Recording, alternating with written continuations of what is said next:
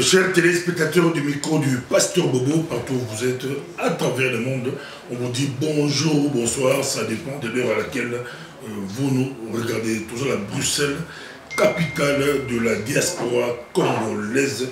Lilo, toujours les singles, il y a Moko, il y a Basali Nzambe, na Mboka, na Biso Congo, na Mboka Congo, la Kinshasa, un des pasteurs très connus na Kinshasa. Il est à la Delvo, messager à Delvo. So, on dirait combo à Delvo, bakama ko kangayango na combo église na Delvo avec Robert Yakambi. Apôtre Robert Yakambi, avec une rompeur, à Tambolo Wamigi, tout ça là tout sur la montée apôtre. D'autres pasteurs Bobo. Et bonne santé. Santé très bien par la grâce. Vous êtes présence dans l'Europe. Présence d'Anga, pour répondre à l'invitation. Nous avons qui l'invitation de à Londres, et puis en Allemagne, et puis en France. On a commis ici qu'on a pris Noël, dans les bandes d'église. Noël, bonne année. Noël, dans les bandes d'église, déjà, nous avons préparé. Tout ça, un programme dans l'église, il faut nous fêter Noël, na famille, na église. On va fêter Noël, fête à Nouvelle An, tout ça va traverser, les bandes, il y a l'église, il faut tous aller ensemble, puis tout traverser. Donc en 2020, ils sont ensemble l'église. Tout ça, il y a l'hôtel de l'église, il y a des nouveaux églises de Kenda Sango, l'église de Kenda Sango, mais ce qui est apôtre Robert Yakambi. Azanani, à Otuapi, à Bemenyamini, à Koliningini, église Fandi, église Koli, église respectée, na Delvoba, na Delvoba, na Pisibilombo, Teba, la Kinshasa, de l'eau, au commun même, tout le monde, Bamou, la poto, na Bala, Delvoba, Zori, Bakabo, Zamba, Atomolamba, la poto, Bala, pour sa rotikala, na Zoro, pasteur, la poto, ok, de Sudini, Azela, Batbalingi, au passé, traversé, na Bamou, l'église. Qui est Robert Yakambi? Merci, Pasteur Bobo. Robert Yakambi, Naza Moka Basal Nazambe, pour tous autres travailler dans la communauté des messagers. Naza Moko Yaban, il y a 4 messagers. Il y a un messager à Biza. Et Biso, tout bon, qui motema, tout y est pour la bandimi, les moutunions surtout. Ayaka et pas dans Zambé, c'est que tu lundi parcours mieux surtout, tu y es, bébé spirituel, tu es bisoma dans Zambé, tu sales les Zambé, le coup là, intercesseur, tu y es coco ma encadré, ma cellule na bisomoro et à cité des anciens combattants, na CAC, et puis na moment gonzalo babenga kibiso, tu matina Devo, na 91. Pour bâtir l'église, tant que fungola qui communauté dans biso na secteur, biso tozaki na secteur ya Ipen, na apôtre Daniel, to travailler le coup là ancien, to fungola l'église on a Delvo na les lopaza pasteur José Ilunga oaza na États-Unis, to bandaki musala na le 16 janvier 1991 et puis tant que au comme na 95 communauté na direction va être jugé qui va élever en la paroisse. Et jusqu'à l'heure, toujours travailler dans la carte ici qu'on a, tout ça, va s'en dans la carte communauté. Est-ce que Bacham m'a beaucoup, comme pasteur ou comme église? Oui, Bacham m'a beaucoup. Nathan Tokumagi, pasteur, communauté, et Tindaki, pasteur Moussoussou, pasteur Chak. Et Babondela qui pour Nabiso, c'était le prophète Pierre. Babondela qui pour Nabiso, dans le culte Mogo solennel. Et on a toujours samedi, la Tozaki, c'est les qui attachés dans l'assemblée locale à Ipen. Babonde a pour la mission à Ipen et check mission. C'est que tout ça va pasteur ordonné. Quelle vision aux alentours par rapport à l'église d'aujourd'hui? Vos visions, une vision globale, il y a un ministère, il y a un messager, il y a un vision. Vision,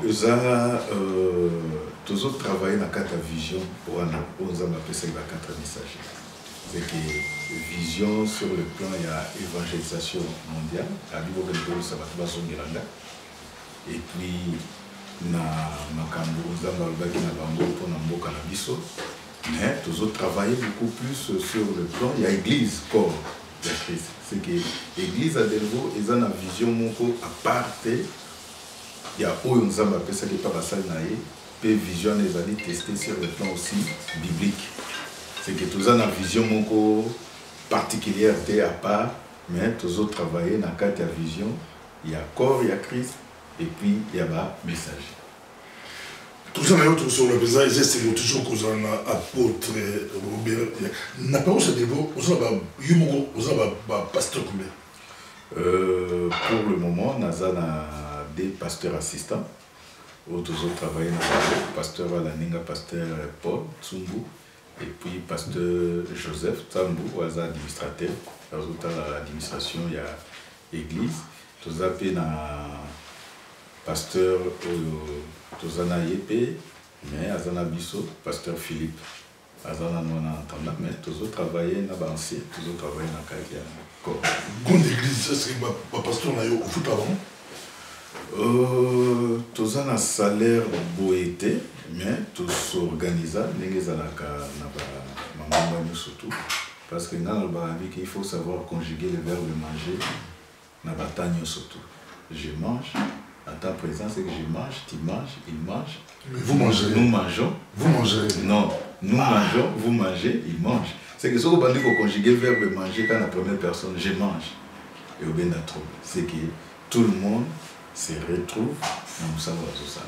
Parce que ça, Moussala Nzamba Pessibiso, tous en organisation c'est que nous tenions ce temps de se retrouver. Tous en salaire, mon côté, juste que, on va toucher chaque fin du mois, mais au moins chaque mois, que nous sommes surtout, nous avons se retrouver à Canada. Mais, on répond à un bateau qui va passer un bon rébellé pour foutre à Benoît, pasteur à Poto, salaire. Un salaire normal, il y a un bon billet. Mais nous sommes au salaire, nous avons un bon billet. C'est vrai ça? Et là, on est prouvé que le pasteur Akin va un bon billet. Tout le monde a vu le signe extérieur, le jeep, la villa, on voit. Et bien là-bas, et bien là-bas, le pasteur à Congo, le signe extérieur richesse. On a évité, mais. Le problème est aussi un problème de bénédiction des Zamba Zumi Nakata Moussa Zamba Koyoko Sala Nakata un pasteur, abondé pour Namutunoko, Zamba Koyo Zapena Bana, le pasteur Koyo Zapena Bana, Oyo Batelemi, Bako Sombe Mutuka, Bako Salé Bamakabele. Mais avant de. Il y a quoi attribuer toujours dans le salaire, il faut que dans chaque pasteur ait un secret, il y a récite ou bien, Biloko Wana Azua Mondengeni. Azua Mondengeni, parce que. Zamba za na façon bilo apambola batunda ye et puis mutuna mutu pe za na lulinga zo travailler boso na Nzambe c'est que koloba ki ba pasteur akini ba ki ba pasteur apoto na mbongo bon je ne sais pas c'est facultatif mais moi je sais que mutuna mutu za na grâce au Nzambe zo sa na kata vina ye et puis na ba makamsu pa bosa la côté. Oui, ça n'a rien à voir avec peut-être l'église mais ils ont aussi bénédiction là mais pas go chalo boko na kata na pas de fumula mo.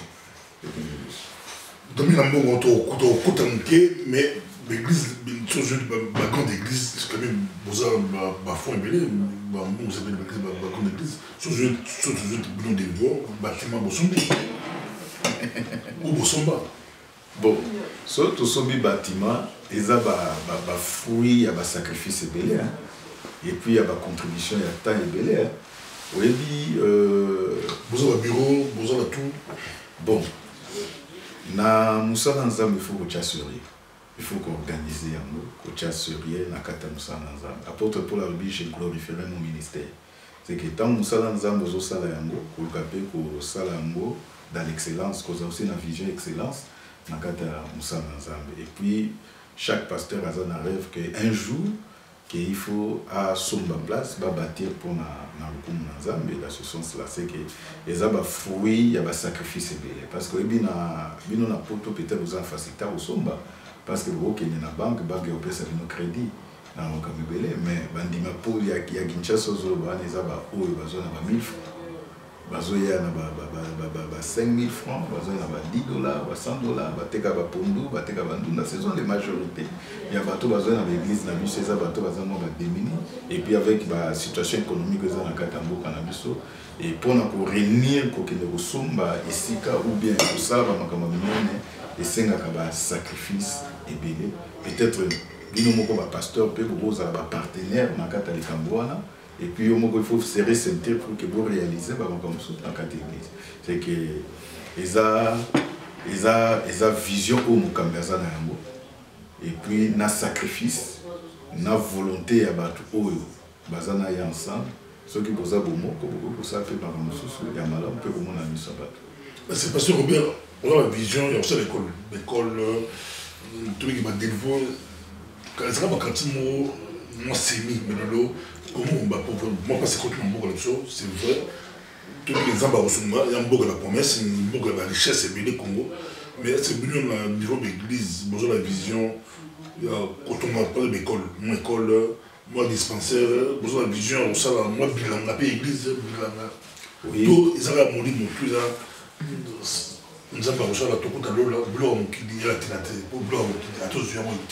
Bon, les bossos d'abord, ils allaient nous sur le plan spirituel. Parce que c'est ça d'abord la base et la priorité ou les principales. Nous avons préparé tout le royaume des cieux. C'est qu'il faut côté à nous bateau, babon et après, il y a appelé ça qui va tout libre. Après ça qui va tout libre, c'est que l'église nous surtout nous tous la vision et ça on dirait au côté na kata makanisi na biso tous na comme déjà tout solo là chaque année nous peut na début année oyo tout ça ka ba réunion ya bilan ya komeka pe kotala ba projet ou tous na projet ngengo lobi ya bilanga et même ya ba porcherie ya ba biloko wana nous surtout tous na vision projet pardon que lobby tout ça là hôpital moko de kosunga bato et puis pe ko aider pe église et puis même projet il y a école na yebi que lelo na Congo avec problème de gratuité n'engayé par école mususu pe comme na mova banini mais nous voulons quand même un peu par rapport à vision il y a bota la lobby soki ba moyens ali pe ça me biso tout ça pe na ba projet wana ko sa mova makamususu na ba œuvres sociaux et social il nous a quand même un peu ma vision na nous sauter ali et toujours que nous malem avec l'aide de Dieu et logo ezaki bosso za na ko vendre sa doctrine ko vendre sa église sur le plan spirituel na ba base moko solide et après dans ba projet wana ko salema et ko za ba projet oye ko vendre likolo ya ba base moko ezala ya makasi parce que lelo boko ko zala na bonzambe ya soloté na ba fausse doctrine ata bozo sa ba biloko wana surtout et ils ont vraiment du tout mon côté. D'abord Jésus-Christ dans le cœur des gens et puis après tout un intro de Lelo pose la combien de membres Lelo et puis combien d'églises filles ou cellules na niveau de votre dévoté na Delvaux tous qui na 3 cellules mais tout est en cellule moko parce que tout centralisé beaucoup plus d'activités na biso na paroisse mère les autres après na ba oyo baza effectué tous ceux qui va dimanche tous à peu près dans les 500 600 membres oyo baza effectué ça ko compter na ba oyo ba yaka na bango ba kende na bango dimanche pour ça pour les personnes culte plus de 600 personnes reposant à culte plus de 600 tous en ayo bali ko kala biso Mokimba, ils ont kozala pasteur Robert Yakambi, moko ya basé na Zambie na mboka na biso Congo, na to Zamba pamboli apesi ministère ba médical dans Moussala et puis toujours simplicité quand on dit simplicité na yo genre il y a famille, il y a Bible, il y a pour tout le monde va toujours aller à bon là mutima até avec onction mais molimo ya orgueil et loité yo ce que c'est christian gens l'église toujours au beau terme on dit aussi moi on c'est qui bon il est simple et sa grâce avant répondre au gars et grâce on zamba appeler ça tout tempérament naé comportement naé et là au moment on a lebi au moni Dieu les appels maté à auto kaboli pe na ba assemblée on a Kinshasa pe na poto sur le cœur de l'homme et les cœurs brisés. C'est que Dieu bénit les cœurs. Zamba pambola raté parce que aux apôtres, parce qu'aux prophètes, mais Dieu regarde le cœur. Le cœur est le centre de la communion surtout. Le cœur c'est le centre de toute activité spirituelle. Aujourd'hui, on peut ça 10. On peut ça 1 million dans l'église. Aujourd'hui, on a voté les manatés. Mais ceux qui nous sauté bimi na moté nous avons la moté. Parce que entre l'offrande et l'autel, c'est l'autel qui sanctifie l'offrande. C'est que makambu nyonso toko ko sa pona nzambe, ko yemba, ko teya, ko bondela, ko zala nani oko ko sala. Il faut que dans moté mo ezali pire, pe moté mo epiki. Omoni. Yamana proverbe azolo babi garde ton cœur plus que toute autre chose. Car de lui viennent les sources de vie. C'est que moté maya mutu, ndezo sala ke, pardon, lelo na mokili, mutu, ozana bomo, soki mutu azana bomo ite, babaka ki akufi, moté me katani. C'est que toko battre la moté ma aussi par rapport ya ba sur le plan physique, soki ozana ba souci ebele, soki ozana ba problème ebele, osa carré cardiaque, histoire difficile. Sur le plan spirituel, Nzamba mona moté. Moi tant atindi même ata Samuel akende koluka roi. Nzamba ibaka boye koluka kende koluka David.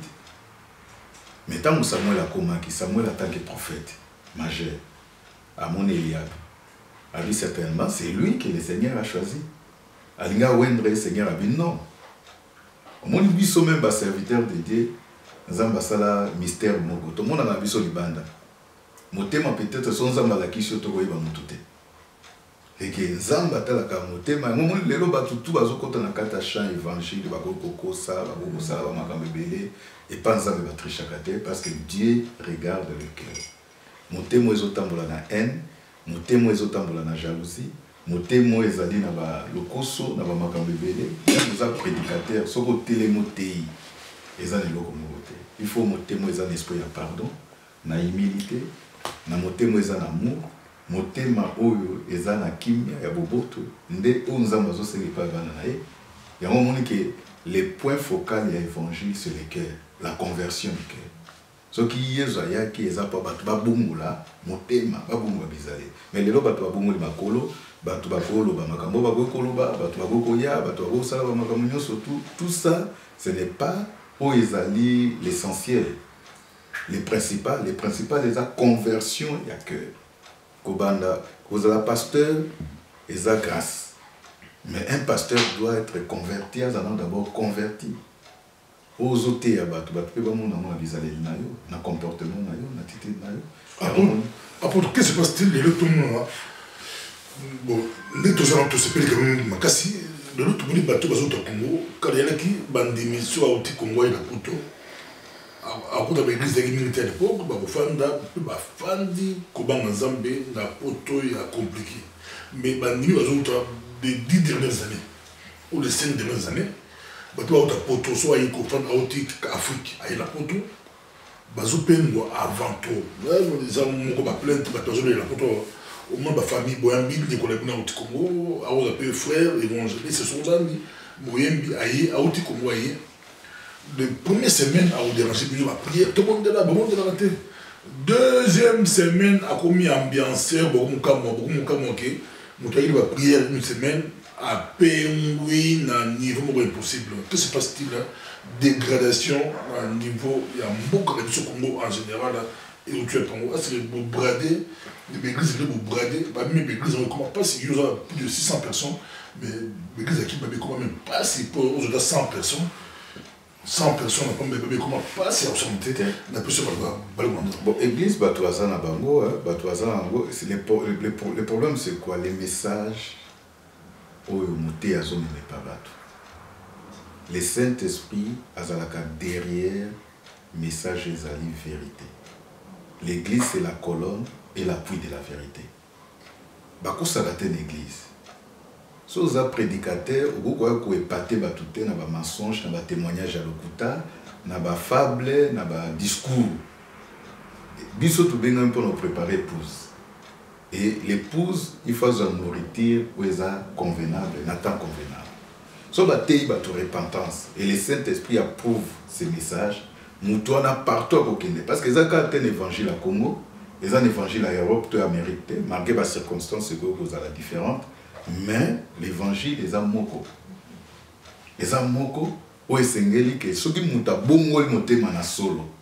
partout à kokende à sa identité na ye parce que Bible zo ba mo Christ aza mwinda Christ a imagé on a trois choses abi bozali mwinda ya mokili ba pelisaka mwinda pour éclairer ils ont influencé les ténèbres azo ba mo Christ azali mungu ici quand mon Christ azali il faut payer sa goût mon Christ azali ndako ezali bâti sur la montagne bon pour que réellement mon Christ a influencé l'environnement il faut vraie conversion et à cœur et ça les brisement et ça les au moins pas tant surtout bazo ta Kinshasa ba ye awa a Pengui trop vite problème est ça c'est que une semaine problème est ça peut-être brisement ça les maquité vrai brisement ça les au moins la boulangerie bi bossa ma pas nous va ma ko bien bientôt et on a bien ba trop formule qui tu es bon monter pour oteana ou bien na ba église nous surtout ata ba otea yezo za otea mais Judas pas à qui hein yezo azotea Judas pas à qui c'est que parole est côté à bango pas c'est la dégradation de l'église de Congo c'est bon ou bien ça va ou ça passer la fin du temps et ça kaka dégradation kaka te église les autres traversé la période de la pluie sombre il y a étape nango il y a parcours nango tous ans église corps tous ans attend au Bible lobby qui est dans les derniers temps bolingo bato ko serifadi bato ba kozana forme il y a piété mais ba ko régner ce qui fait la force bato ba ko linga mokili ko le kanzambe parole de Dieu s'accomplit au moins même ata apôtre Paulava quitté scène il y a évangile tant que sangisa qui ba ancien à Éphèse azo yusanga bi ke bo batela ba troupeau nzambe au Seigneur a établi bino évêque parce que lobi ko la des mouvements bi après mon départ à mon qui se laisse prophétique que si ma ko kende na ye ba lourd ravisseur ba ko s'introduire dans cette église et puis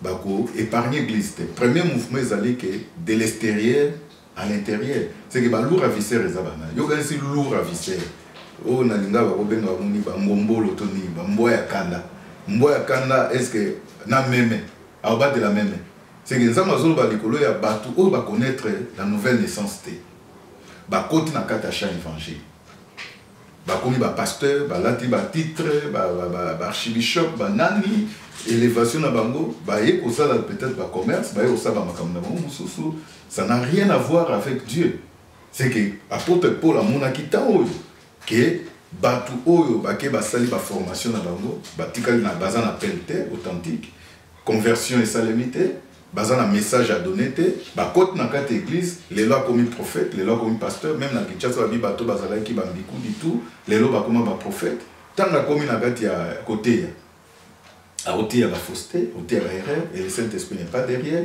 au monde le local ba ki ali sabi et local bi bala lobi que au milieu de l'église s'élèveront encore des gens au bas côté à des choses pernicieuses c'est que mouvement musu ces de l'intérieur bato o ba bongola ki motema ba vrai serviteur au bayambaki yezu à cause de la souffrance à cause de ba nanuza mapambolité nanuza matombolité ba msuba sibi ba magie ba msuba sibi ba makambebele ba renier foi na bango makambo ba tia kilobi ba tikango ba komi côté makambo mususu ba nouvel horizon ba nouvelle percée ba makambebele ça n'a rien à voir avec l'évangile et conséquences ces années ba intimidé ba so sibir na ba bilo ba nyoso merci tous en mettant sur ça Nancy autre voyage tourner évidemment la Kinshasa l'église de pasteur Robert Yakabi tourner au petit poteau l'église plein il y a aussi 100 personnes comme ce par humilité maintenant tout le monde qui on dirait au coup de la mail il va que bien dans l'église mais aux autres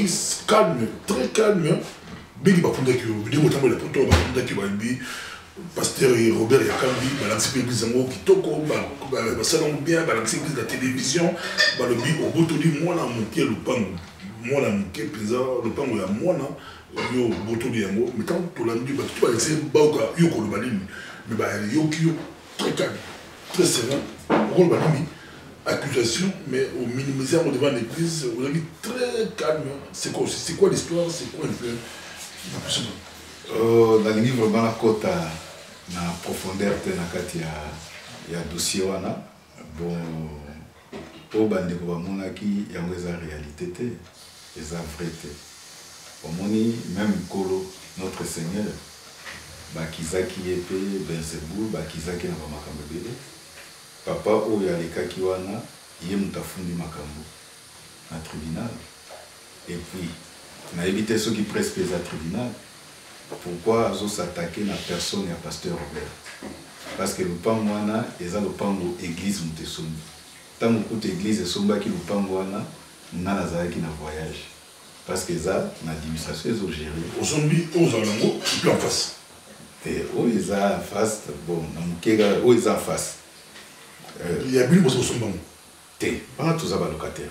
Ah, c'est bon, c'est en face. En face. C'est que tant que Salemaki, Bissou Dozaki n'a vu son voyage, en tant que pasteur responsable, pour signer, acte, mieux surtout. Mais il s'acharne contre nous, je ne sais pas, raison naïe, pas Magamunaïe. Magamuta le pas des archifaux. Les archifaux, Bissou Tosali n'a qu'à quartier depuis le 16 janvier 1991.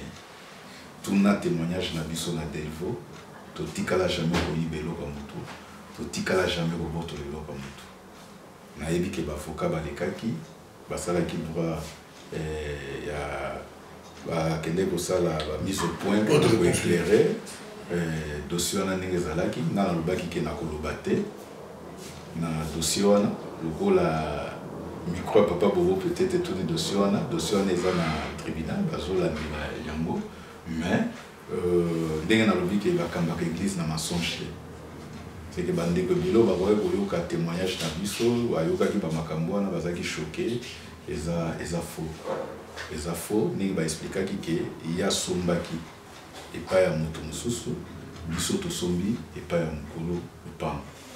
Problème ezali ke ye il fallait ala na moto atekelaki nazolanda Pasteur Robert na éviter likambo wana tosombaki yango na 2017 azotia bakomba bato mosusu na kati na ngai quand même kolanda yango te lokola église nanga moko na baki na koloba yango te tokende nango ti ndenge ezokende wana totika yango totanda eza bazokamba biso par rapport à ça.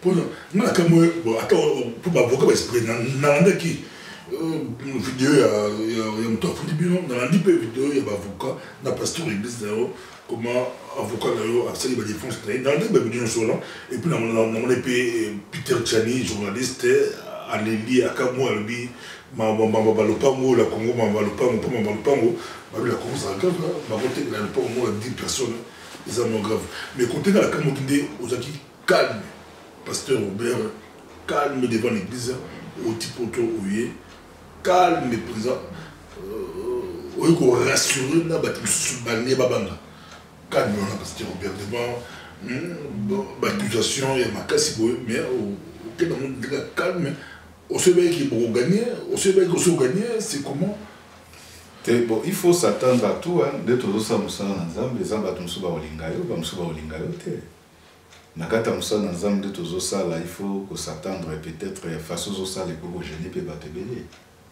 bon to bengi bato tout te ba osaka derrière yo na ozo sala nature pe ya mutu ba makamsu ndenge na baki aweza pe grâce parce que naza na calme na ngeza que conscience na ngai ezo reprocher ngate na botoli ni eloko ya mutu na yaki te pona sala mutu na be pasi et puis ne bazoba même ya mwana jamais de vie tout ça là yango et to kotika ko sala ngote et le cas conscience na ngeza tranquille il y a les qui a lobby ou ya ko loba na kokota na terrain na te ya wana baki ke bato musuba yaki ke il faut kofunda ye boye na boye ba makabebele après même ata Peter Tchani on a bengaki ngai pona ko s'excuser ba manga mususu ayebaki te bon biso to tiki nyonso na maboko nzambe parce que ça le pango ya Pasteur Robert te ça le pango ya nzambe nzambe imoko otu na boaze mais ozo avocat makasi avocat no ba ambulante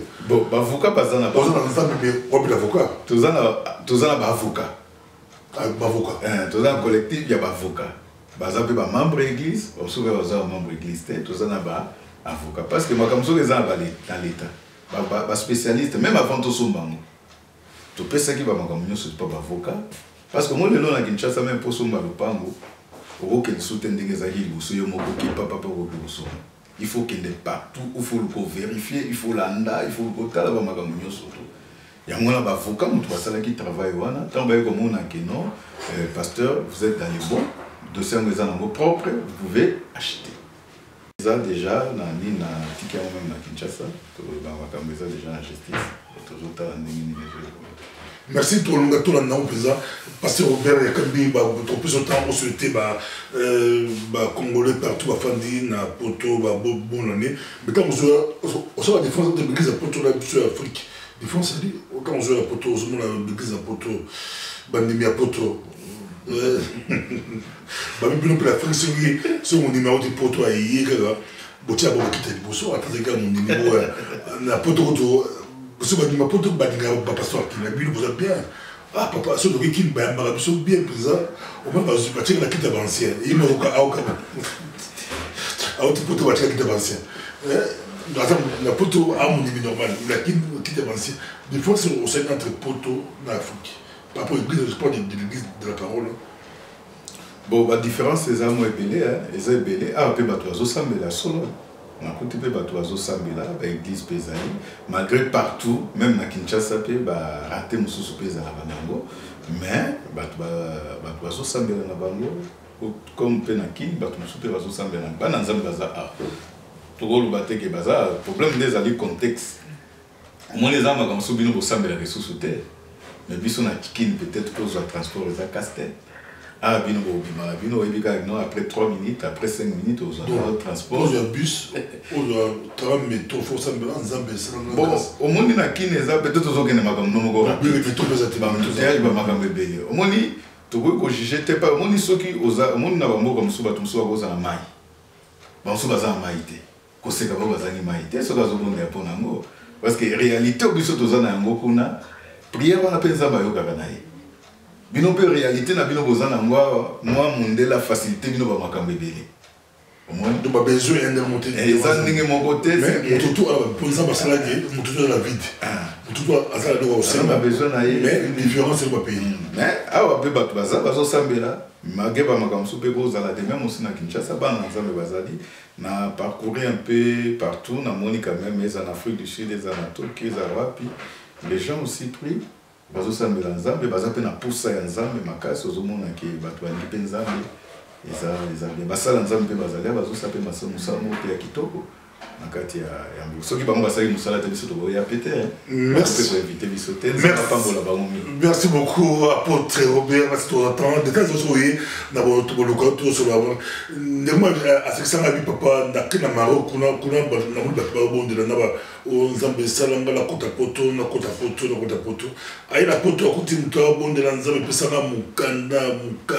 pesa mukanda mutakila senga mukanda te mutakila senga likam sosule pasteur le biba demande est différent mais ba besoin pour ça ça va ndere mo devant nzambe tout ça va pour ça oza batia vide na tamutu moi vide na tamutu mutakokaza la kate tout ça mais la poto la mbongo belé pe ça bien mais comme suka maladie moko ya muke esi la kate esi la kate mais mutu à la kin à la santé mais ça ni tamusu transport maman a compliqué pasteur bonne année 2020 bino bobinga mon église année à production année 2020 année 2020 biso to bengiango selon vision zamba pesa biso eza année ya production production tozolo baké ba makambo esimba kilobité o ebota kilobité il faut se réaliser année à ba grande réalisation. Tant toujours la production, toujours c'est référé aussi à figuier. Au moni, zeto o ezobo tambumate il faut bakatam. Bite on zambe soka établir bise za pour que tu botamuma. Yo bomol motema des années. Mais makambo zo simbate. Ezala sur le plan ministère, ezala sur le plan spirituel, ezala sur le plan aussi physique. Matériel, on sala ozo sala. Il faut quand même il faut quand même c'est que en 2020 que chaque chrétien il faut s'attendre à la réalisation beaucoup éminente. On a que s'attendre il faut fournir l'effort. Au moniteur on était bota quitté bakamata ki batimulaki bachaki bafini.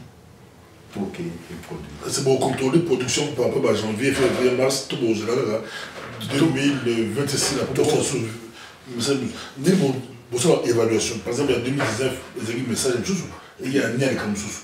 C'est pour évaluer un mot tout sur ça parce que Bisonde Tozabo, ça l'évaluation parce que déjà vous évaluez année passée, Tozo évalué moi Mobimba il y a Nini, Tozo Lobango, Tobandaki a déjà na Tobandaki retraite na biso na mi-novembre, tant Tobandaki kolobasir la mission égarée pour na Olukauta Lisaba na Nzambe, Toza seconde attend il y a réflexion.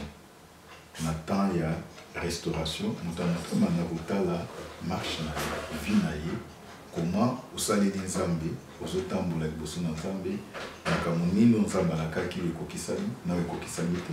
Ce qui est kokisamité pour nani. Responsabilité des anini, responsabilité en Zambie par rapport à les Cambouans. Parce que tout pour rejeter nous surtout quand tu pas Satan. Nous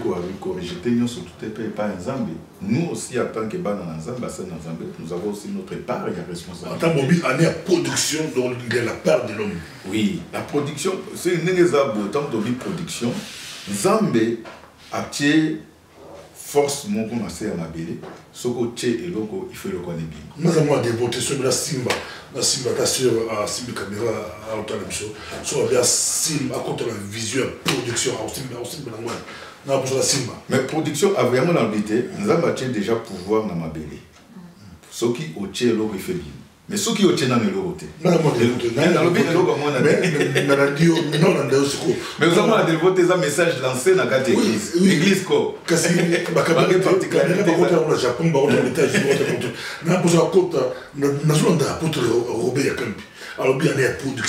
Dans la position la compte de la production, ils ont la bande de développement, tout le monde peut profiter dans le simple et puis apôtre dans la production, c'est un moment tout.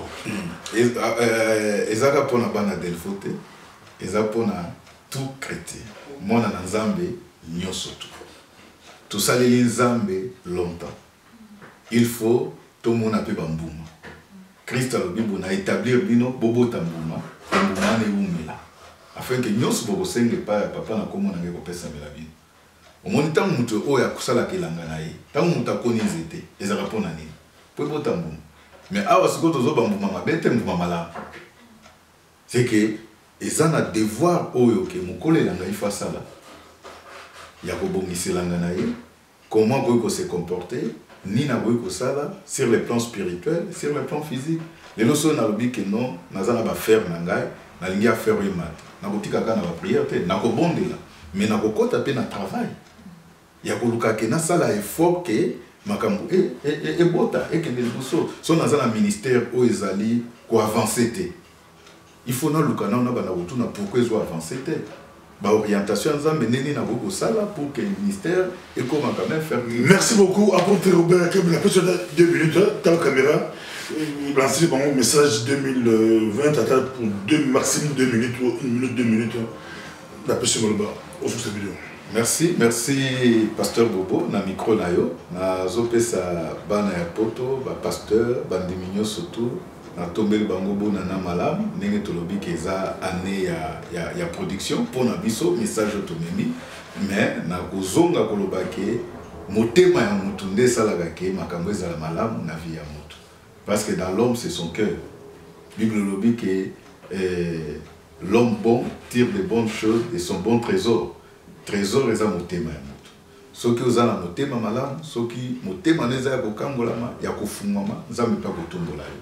Nzamba pambola gate na haine, nzamba pambola gate na ba jalousie, na ba colère, na ba nini parce que bato belebe bazo sami nzamba bomba makambe bele na kata mitema na ba. Deba ba motema za sanduku.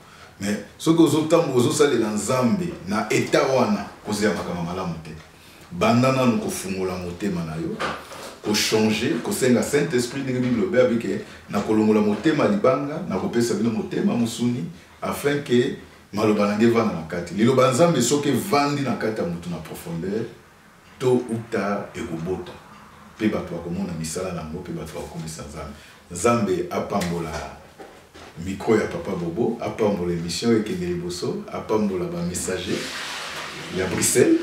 Na moni ke bandeko ba benga kingai to malgré to kutani na bango te na bandeko nyonso to sika bazali na souhaité ba bonne année, ba meilleure vie na ngai na ba père spirituel na biso ba 4 messagers, ba pasteur nyonso ya ba messager na ba numéro ya messager et puis na ba pasteur nyonso corps ya Christ au bazolanda biso pe ba chrétien nyonso tout au bazolanda biso partout na kata mokili mobimba.